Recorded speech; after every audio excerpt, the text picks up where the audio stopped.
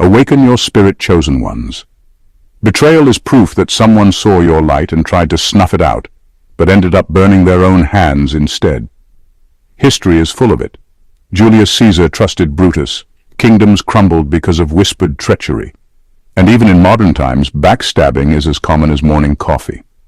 Studies show that betrayal activates the same part of the brain as physical pain, meaning when someone betrays you, your mind literally registers it as an injury. But here's the twist. Unlike a broken bone, betrayal doesn't heal back into weakness. If handled like a master, it calcifies into armor. And that's exactly what makes this story so explosive. The chosen ones weren't just betrayed. They were betrayed in ways designed to leave them in ruins, yet instead of becoming rubble, they became architects. The same daggers that were aimed to end them became the chisels that carved their destiny. That's the brilliance of the flip, turning treachery into training, poison into propulsion. It's almost funny when you think about it. The very people who plotted your downfall ended up writing the first chapter of your victory story, free of charge. They did the labor, you took the profit. They schemed for your burial, but accidentally gave you the stage for resurrection. And that's why today this isn't just about betrayal. It's about the alchemy of betrayal, the transformation that makes the betrayer irrelevant while the betrayed becomes unforgettable. Number 1. Betrayal was the unwanted blueprint. Betrayal was never in your plans, but it ended up being the blueprint you didn't know you needed. When someone you trusted chose to betray you, they thought they were tearing your foundation apart. In reality, they were handing you raw material. Every harsh word, every false smile, every knife behind the back became a brick. And you, instead of collapsing, gathered those bricks and built a new structure no one could topple. That's the silent genius of a chosen one. You don't discard pain, you repurpose it. When people betray you, they don't just hurt you. They reveal the architecture of their own hearts. You get to see where their weakness lies, where their fear hides, and where their envy burns. It's cruel clarity, but it's clarity all the same. And with clarity comes power. Their betrayal laid out the map of what not to trust, where not to place your loyalty, and who was never really with you. That is more valuable than any false companionship they pretended to offer. The irony is sharp. They thought betrayal would end you, but it forced you to build stronger. They tried to burn bridges, not realizing you were capable of building ships. They thought they were closing doors, but what they really did was lock themselves out of your future. Every scheme they plotted gave you insight into human nature, insight you now wield like a craftsman. They exposed the cracks in your world, and instead of crumbling, you repaired them with steel. The blueprint they handed you was unintentional, but it was priceless. It showed you how to live without illusions. It showed you how to rise without needing their approval, and it showed you how to win without playing their shallow games. That is how betrayal flips. The very act that was supposed to bury you becomes the framework of your rise. They built the walls of your downfall, and you converted those same walls into the foundation of your empire. That's why betrayal isn't the end. It's the draft copy of greatness, written by the very people who never wanted you to succeed. Number 2, you learned that knives don't just cut, they carve. They thought the knife would only cut you, but what they didn't realize is that cuts don't just wound, they shape. The betrayal hurt. There's no denying that. But the very blade that tried to break you also carved depth into you that you wouldn't have gained any other way. It didn't just slice into your trust, it refined your vision, sharpened your instincts, and forced you to see with clarity that comfort never could. Pain has a way of teaching lessons that pleasure will never touch, and betrayal delivers those lessons with brutal precision. The sting of being betrayed doesn't just sit on the surface. It digs deep, reshaping how you read people, how you prepare yourself, and how you protect your energy. That same knife that left scars also etched wisdom into you, wisdom that can't be faked, borrowed, or bought. You start to notice details others overlook. You sense the hesitation in someone's voice, the shift in their energy, the cracks in their smile. Suddenly, nothing passes you unnoticed, because you've been forced to see life through sharper eyes. What they meant as destruction became a strange kind of gift. You didn't ask for it, but you used it. Betrayal became your training ground in disguise. Instead of letting the wound fester, you turned it into a tool. You took the sharpness of that blade and carried it into your future. Not as bitterness, but as awareness.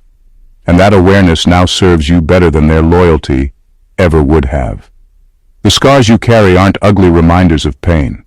They're proof that you survived what was meant to end you and came out more precise, more deliberate, and more unshakable. They cut to weaken you, but all they did was carve out the weaker parts of you and leave behind a version too strong to be played again. The knife was never just a weapon. It became the sculptor of your resilience, shaping you into someone they'll never be able to touch again. Number 3. You refused to drown where they left you.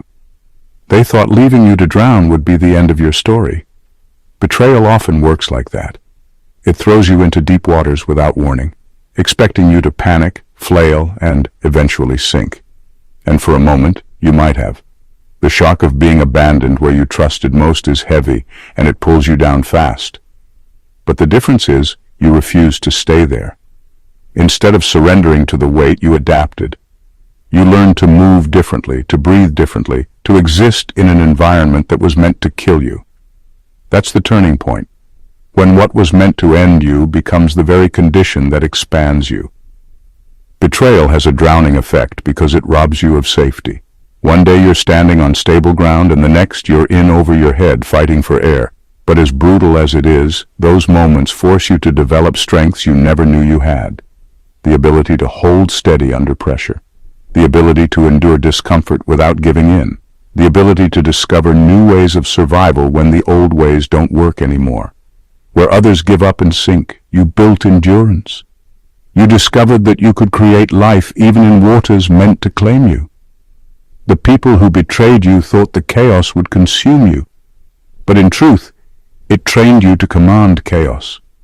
You came out stronger, calmer, and harder to break. The drowning didn't happen. Instead, you became something more than you were before. You became unshaken in storms, unafraid of deep waters, unbothered by shifting tides. What they thought was your grave became your territory. And now, you don't just survive in deep waters. You thrive there.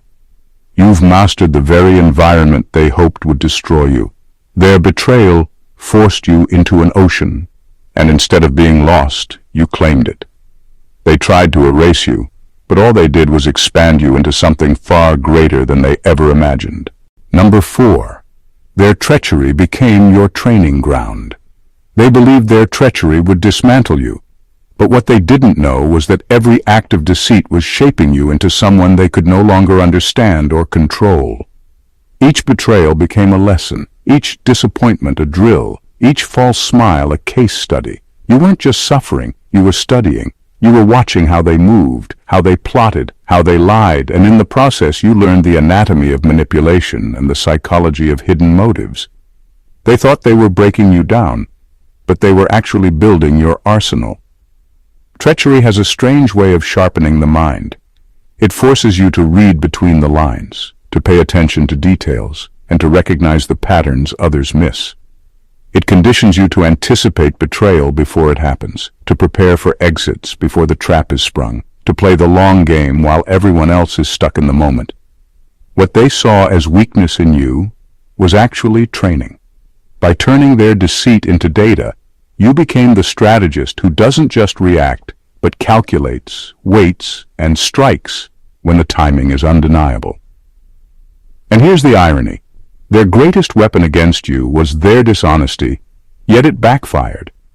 Instead of leaving you vulnerable, it left you equipped. Instead of destroying your confidence, it refined it. Instead of making you fearful, it made you prepared. They conditioned you into someone they can't read anymore, someone who doesn't fall for their familiar tricks because you've already seen the playbook and rewritten it in your favor. Now you move differently. You're not predictable, because your every step is informed by what you learned in the fire of betrayal. You're not fragile because you've been trained by the very treachery that was meant to destroy you. They didn't know they were creating their own problem, but that's exactly what happened. They turned you into a strategist who not only survives betrayal, but turns it into the groundwork for unstoppable mastery. Number 5. You mastered the art of turning poison into fuel. Their venom was never wasted on you because you refused to let it sit inside you as poison. Most people let betrayal rot them from within, replaying the pain until it consumes their joy and drains their strength, but you did something different. You absorbed it, broke it down, and turned it into energy. Their lies, their envy, their cruelty, instead of letting it choke you, you converted it into the very fuel that keeps you moving. That's why you glow the way you do now. That's why your presence unsettles them. The same poison they thought would weaken you is the fire that keeps you burning hotter and brighter. Every insult, every scheme, every dagger was an investment in your transformation. They thought they were destroying you, but what they really did was donate raw material for your growth. Their venom became a strange kind of nourishment. It toughened your skin, deepened your patience, and sharpened your focus. While they stayed bitter, you stayed building. While they rehearsed their hatred, you rehearsed your next step. That's the alchemy they can't understand. You made their darkness feed your light. This is why you no longer respond the way they expect. They're waiting for you to crumble, but you're expanding instead. They're hoping their words sting, but they only spark you forward. They can't figure out why their poison doesn't destroy you anymore. It's because you trained your spirit to digest it, to take what was meant for harm and recycle it into power. Now their venom doesn't scare you.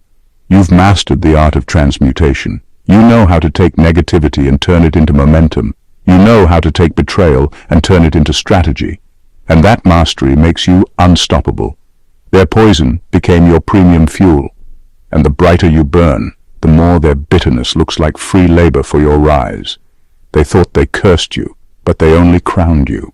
Number 6. They proved your value by plotting against it. They proved your value by plotting against it. Betrayal is never random. It acts like a crude compliment wrapped in cruelty. When people scheme to push you down, the truth hiding inside their plan is this: you mattered enough to disrupt their narrative. Plotting against someone requires attention, focus, and calculation. Things people only invest in what they fear or envy. Your presence triggered that investment, and their efforts to unseat you are proof that you were always a force they could not ignore. When someone plots, they reveal what they lacked. Their plans disclose their fears, their blind spots, and the measure of your influence. A plotter's energy is admission disguised as malice. The more elaborate the scheme, the clearer the proof that you were significant. They created diagrams for your removal because your existence rearranged their comfort. Their time spent on sabotage is an indirect resume of your power. This realization flips the wound into recognition. Instead of shrinking under their betrayals, you see them as admissions. You start to catalog where their attention came from. The projects you led, the ideas they coveted, the relationships they tried to control. Their conspiracy becomes a map pointing back to your strengths. Their attempt to erase you only highlights what they couldn't reproduce. Understanding this rewires your response. You stop begging for apologies and begin collecting evidence of your worth. You honor the truth that their investment in your downfall was a misallocated tribute. While they were wasting energy plotting, you were compounding competence. While they rehearsed ruin, you rehearsed craft and execution. Their tactics teach you what matters and where your power lies. The final sting is public. Their failure to remove you exposes their smallness. Their plot becomes a footnote in your rise. What once felt like malicious intention now reads like a backhanded recommendation. They provided a detailed case for why you deserved better, and you used their proof to move forward. Their betrayal proved one thing definitively: you were never insignificant. It simply confirmed what you already were, too valuable to be ignored. Keep that truth close. Their attempts only sharpened your edge and significantly widened your reach. Number 7. You didn't just survive, you weaponized the scar. You didn't just survive, you weaponized the scar. There's a difference between healing and harnessing. Healing closes a wound, but harnessing turns that wound into an instrument of strength. When betrayal cut into you, the world expected you to patch it up. hide it away, and carry it as a silent reminder of pain. But that's not what happened. Your scar didn't fade into the background. It became a declaration. It announced to anyone watching that you were struck, but not destroyed. It told a louder story than words ever could.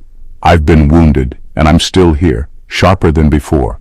The scar is proof that pain didn't get the last word, but it's more than proof. It's become your weapon. That experience sharpened your instincts in ways that can't be faked. You no longer give trust cheaply, no longer fall for rehearsed smiles, no longer confuse proximity with loyalty. Every decision you make now is informed by that wound. Every move is measured with wisdom carved out of fire. That scar turned you from vulnerable to vigilant, from naive to discerning. It didn't weaken you, it upgraded you. Weaponizing the scar means you no longer see it as a flaw, you see it as a tool. It's a compass that directs you away from repeating mistakes. It's a shield that guards you from illusions, and it's a blade that cuts through lies before they can take root. Where others carry bitterness, you carry clarity. Where they thought you'd collapse, you built capacity. Your scar doesn't whisper about suffering. It shouts about resilience. The most unsettling part for your enemies is this. The mark they left on you now works against them. They thought it would be your shame, but it became your strength. They thought it would silence you, but it gave you a louder voice. They thought it would be the end of your story, but it's now the prologue to victories they'll never understand. You've mastered what few can. You've turned pain into power. You didn't just get through the betrayal. You weaponized the very scar it left behind. And now every time you step forward, that scar doesn't just follow you, it fights for you. It is undeniable evidence that you cannot be broken. Number 8. You understood that loyalty cannot be demanded, only revealed. You understood something most people take years to learn. Loyalty cannot be demanded, it can only be revealed. The moment betrayal happened, it stripped away the mask and showed you who they truly were. That's the strange gift of betrayal. It doesn't create disloyalty, it exposes it. The people who turned on you were never solid to begin with. They were placeholders, not pillars. They were shadows trying to look like substance. Their betrayal didn't change them, it revealed them. This realization saves you from one of the greatest dangers, fighting beside hollow allies. Because nothing is more dangerous than assuming someone has your back, only to discover in the middle of the battle that their loyalty was a costume. Betrayal may sting, but in a way, it does you a favor. It removes weak links from your circle before they can sabotage you at a moment when it truly matters. Their exposure cost you some trust, maybe some peace, but it spared you from paying a bigger price down the road. The truth is, loyalty has never been about words or promises. Anyone can declare loyalty when times are easy. Real loyalty reveals itself in storms, in scarcity, in conflict. You learn to stop chasing it, to stop demanding it, and to let time and trials do the work of unveiling who is real. Those who betray you prove they were never built for the weight of your journey. And in exposing themselves, they set you free to align with people whose loyalty is genuine, not performative. Now you move differently. You don't beg for faithfulness or try to convince people to stay. You simply watch, you test, and you let actions tell the story. Betrayal was their confession, not your failure. And because of that, you are no longer fooled by hollow declarations or distracted by empty presence. You carry the wisdom of knowing that loyalty is not a gift you ask for. It's a truth that time will always reveal. And when it's real, you won't need to question it. When it's false, you won't need to chase it. Betrayal made sure you finally know the difference. Number 9. They played checkers while you built chessboards. They played checkers while you built chessboards. That's the essence of betrayal in your story. Their moves were shallow, impulsive, and short-sighted. They thought removing a piece or two from your life would topple everything. In their mind, the betrayal was decisive. But what they didn't realize was that you weren't even playing the same game. Their entire strategy was built on instant gratification, while yours was grounded in foresight, patience, and structure. Betrayal became the moment the gap between your vision and theirs was exposed. Checkers is about speed, about jumping over whatever's in reach. That's how they moved, reactive, desperate, hungry for quick wins. But chess requires strategy, positioning, sacrifice, and the ability to see 5 steps ahead. While they were busy celebrating a short victory, you were already setting up the long game. They never saw it coming because they were blinded by the thrill of striking first. Their betrayal was a move made for the moment. Your response rewrote the board, and here's the truth. Betrayal always looks powerful at first. It shocks. It hurts. It takes something from you. But power rooted in short-sightedness never lasts. You didn't fight back with the same recklessness they showed. You studied, you adjusted, and you rebuilt in silence. Instead of reacting emotionally, you turned the betrayal into research. You used the information they gave away by betraying you, their fears, their limits, their intentions, and you reshaped your approach entirely. The result is undeniable. Their quick play became irrelevant because you were never competing on their level to begin with. They were trying to win a small battle while you were designing an entirely different war. And the most painful truth for them now is this. You own the board. They can only make the same repetitive moves while you're orchestrating strategies they'll never comprehend. Betrayal revealed their impatience, but it also revealed your genius. In the end, their move was a moment. Your response became a legacy. They played checkers and you built chessboards, and that's why you'll always be 10 steps ahead. Number 10. You chose to become a storm, not a victim. You chose to become a storm, not a victim. The moment betrayal hit, you could have folded into the familiar script, replay the hurt, wait for sympathy, nurse the anger until it calcified into something bitter and useless. Instead, you made a different decision, to let the wound be the spark that expanded your force.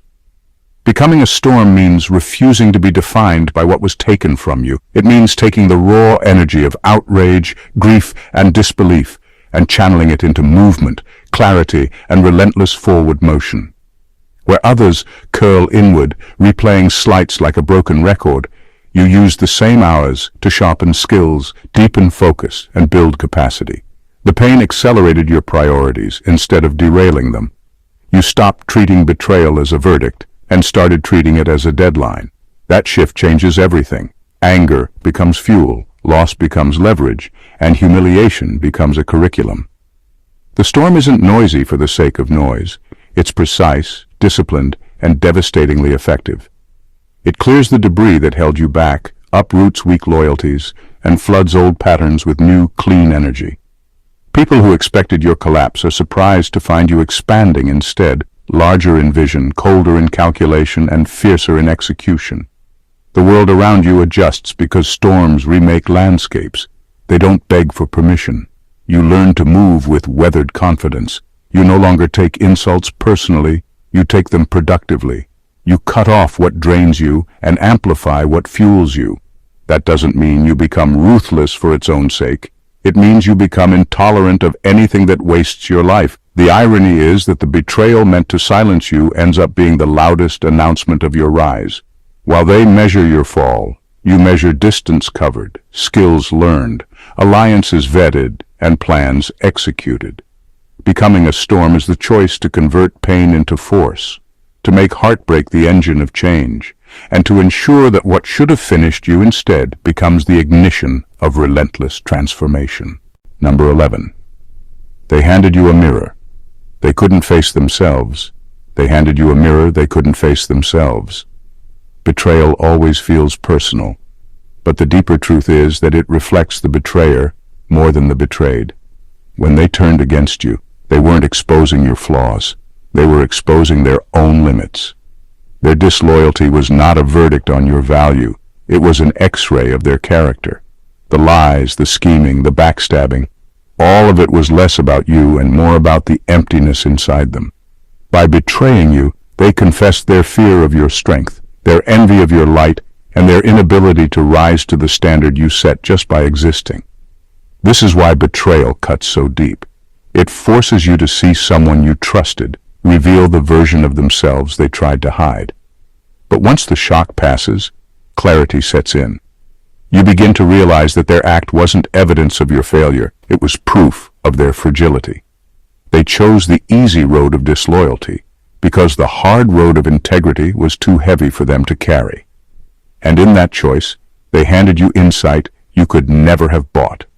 The mirror they gave you is double-sided. On one side, it showed you their weakness, their inability to honor, to stand firm, to match your loyalty. On the other side, it reflected your resilience. Because while they collapsed under the weight of envy and insecurity, you endured, adapted, and rose higher. They wanted to project their brokenness onto you, but all they did was reveal their own fracture lines. What unsettles them now is that you didn't shatter from what they did. You took the mirror, studied it, and walked away with wisdom. They, however, still can't look into it without flinching. That's the real power shift. Their betrayal gave you understanding, but it left them exposed. They revealed their weakness, their instability, their inability to stand beside someone built for more. And in the end, you realized the truth. Their act of betrayal wasn't a reflection of your worth. It was a reflection of their inability to recognize it. Number 12. You stopped waiting for justice and became it. You stopped waiting for justice and became it. At some point, the waiting stops being a strategy and starts being a surrender. You realized the universe wasn't going to deliver the neat cinematic balance you were promised, so you stopped treating patience like a virtue and started treating it like a liability. Instead of standing by and hoping that karma or fate or someone else would fix what was done to you, you turned your energy into the corrective action. You became the consequence, not out of spite, but out of calibrated, unstoppable resolve. This change of posture is subtle but brutal in its effectiveness. Waiting for justice hands power to the offender and to the idea that outcomes are external. Becoming justice takes the power back. It means you converted grievance into structure, disappointment into standards, and anger into measurable outcomes. Where before your life was subject to the timelines of others, now your days run on purpose. You engineer results so precise that they function as inevitable consequences for those who thought they'd get away with it. That is the kind of justice that doesn't need noise or moralizing. It simply arrives through competence, consistency, and consequence. You didn't become petty. You became exact. Justice, when self-administered, is not revenge theater. It's predictable excellence that exposes every cheap attempt to harm you. You focused on results so clean, they made accusation redundant. Achievements become the indictment. Progress becomes the verdict. Your calm, methodical ascent is a punishment because it renders the betrayer's work useless and humiliating. They expected drama. They got a spreadsheet of unstoppable momentum instead. Becoming justice also rewires how you interact with power and accountability. You stop outsourcing your integrity. You set standards and enforce them without apology. You hold people to clear measures of value, loyalty, and performance. And you don't tolerate exceptions. The natural consequence for those who betrayed you is the removal of privilege, influence, or access they once assumed. No theatrics are necessary. The system you build does the correcting. In the end, you aren't ruled by hope. You are the executor of consequence. That shift is the true turning point, moving from passive expectation to active administration. Where they banked on your patience, you invested it into infrastructure. Where they expected you to break, you built. Becoming justice is the quietest, most effective repayment. It doesn't demand applause, only results, and those results speak with a finality that waiting never could. Number 13. Their betrayal erased your hesitation. Their betrayal erased your hesitation. Before it happened, you second-guessed, overthought, and measured your steps with caution. You worried about losing people, about offending the wrong ones, about carrying too much responsibility for how others perceived you. But betrayal shattered that illusion. The worst you feared, the wound of being cut by someone you trusted, already happened. And when it didn't destroy you, something shifted. You stopped playing small. You stopped hesitating. You realized that if you could survive that kind of blow, then there was nothing left to fear from moving boldly. Betrayal has a brutal way of clarifying life. It teaches you that safety is an illusion, that loyalty can't be assumed, and that hesitation only delays the inevitable. Once you've been broken in a way that exposes all the cracks, you begin to understand that hiding from risk doesn't protect you. It only weakens you. So instead of shrinking, you stepped forward with a new kind of fearlessness. You started taking the chances you used to overthink, speaking with a conviction you once held back, and making moves without waiting for consensus. Their betrayal stripped away the hesitation that had chained you to approval and predictability. The advantage now lies in your decisiveness. While others are still worrying about what if, you're already executing. The betrayal hardened you against disappointment. If people leave, you no longer panic. If they lie, you no longer crumble. You've already seen the worst, and it didn't end you. It armed you. That's why hesitation no longer rules your choices. Clarity does. And the irony is sharp. Their attempt to weaken you ended up unleashing the strongest, boldest version of you. The scar they left became the permission slip you needed to stop holding back. They thought betrayal would paralyze you, but it erased your fear of falling. Now, every step you take is bolder, sharper, and freer than before, because hesitation belongs to the old you, and that version no longer exists. Number 14. You made the betrayal irrelevant by outgrowing it. You made the betrayal irrelevant by outgrowing it. Most people respond to being wronged with anger, retaliation, or obsession. They let the betrayal define their energy and their narrative. But you chose a different path. Instead of feeding the drama, you fed yourself. You poured the hours, the focus, and the effort that could have been wasted on revenge into building something far larger than the moment of hurt. The betrayal became background noise, a minor footnote compared to the empire you were quietly constructing. Elevation is the cruelest kind of revenge because it doesn't require confrontation. It doesn't need spectacle or justification. When you rise, all the schemes, all the lies, all the cruelty shrink into irrelevance. What once felt like a mountain of pain now looks like a pebble beneath your feet. Their actions are dwarfed by the scale of your growth, and the more they tried to sabotage you, the higher you climbed. Every act of treachery they committed became an accidental blueprint for your elevation, a demonstration of what you refused to become. Outgrowing betrayal also rewires your power. You stop reacting emotionally because the stakes are no longer in the same arena as their attempts to harm you. You operate on a higher plane. Your victories, your wealth, your reputation, your discipline, all exist in dimensions they cannot reach. The energy they spent plotting or hurting you is irrelevant to your trajectory. It only fuels the contrast that makes your rise undeniable. The ultimate triumph is in the optics. To the betrayer, it must feel like their efforts were meaningless. Every insult, every sabotage, every backstab is flattened under the weight of your achievement. They hope to define you by the wound, but you redefined yourself by what you built above it. The betrayal loses its power because your life has expanded beyond the scope of their imagination. Elevation replaces vengeance, competence replaces anger, and distance replaces engagement. Their treachery becomes irrelevant because you're no longer on the same battlefield, and the only thing that matters now is how high you continue to rise. Betrayal was never the end. It was the proving ground. Every cut, every lie, every act of treachery became raw material for your transformation. You didn't just survive the blows, you turned them into weapons, into fuel, into strategy. Where others would have crumbled, you built.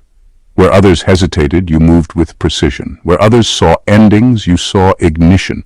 Each scar, each wound, each moment of pain became a blueprint for mastery, a lesson in discernment, and a testament to your unshakable resolve. You learned that loyalty cannot be demanded, that poison can become energy, and that the knives thrown at you can sharpen rather than destroy. You rose above fear, hesitation, and the limitations imposed by those who underestimated you. You transformed betrayal into insight, strategy, and elevation. And in doing so, you became something your betrayers never could, unstoppable, unshakable, and unbound by their small-minded schemes. The greatest revenge was never retaliation. It was your ascent, your clarity, and your relentless expansion beyond the scope of their comprehension. What they tried to use against you became the foundation of your power. Their attempts to break you only highlighted your strength, their illusions only exposed your vision, and their cruelty only amplified your rise. You didn't just turn the tables, you rewrote the entire game, proving that the chosen ones are not defined by the betrayals they face, but by how they transform them into mastery. This is your story, a story of turning pain into power, deception into strategy, and betrayal into brilliance. You didn't just survive the storm, you became it, and now nothing can shake you. Every scar, every lesson, every challenge is a reminder that what was meant to destroy you only made you exceptional, formidable, and inevitable. Rise, build, expand, and let the world watch as the very acts intended to stop you become the instruments of your unstoppable ascent. If you felt the fire of betrayal and the power of rising above it, make sure you don't miss what comes next. Subscribe to the channel and join a community of unstoppable minds who turn challenges into mastery. Hit that like button if this resonated with your journey. Comment below to share your story or your biggest takeaway. And share this video with anyone who needs the reminder that pain can be transformed into power. Every click, every comment, every share fuels the rise, and together we turn scars into strategy, betrayal into brilliance, and challenges into unstoppable momentum. Don't just watch the rise, be part of it. Stay awakened, chosen ones.